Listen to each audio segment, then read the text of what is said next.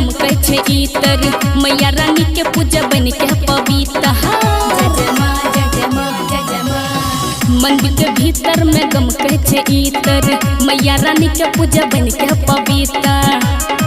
काय लाल लाल चुनरी ओढ़ावह दे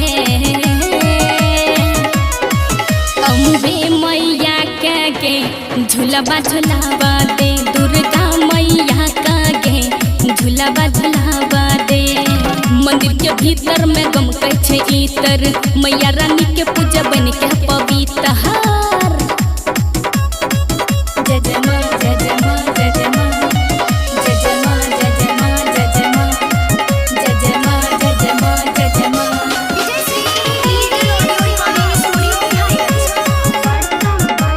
हाँ हाँ हाँ हाँ अम्बे भवानी छथिन सबटा से ज्ञानी हाथ कमंडल रख गंगा के पानी। जय मां जय जय मां जय जय मां।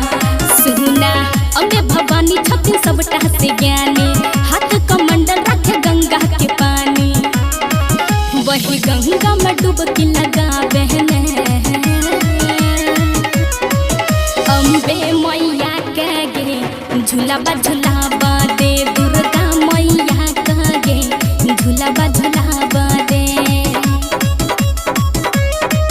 जय जय मां जय जय मां जय जय मां जय जय मां जय जय मां जय जय मां जय जय मां जय जय मां जय जय मां।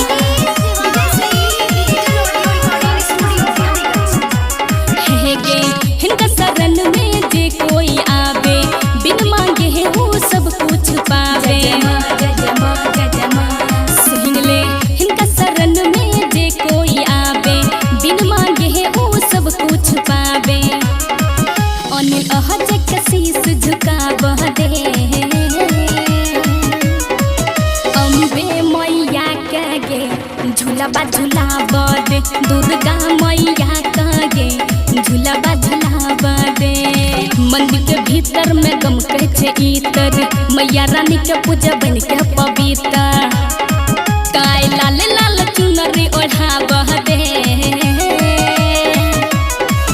अम्बे मैया के झूलावा झुलावा दे।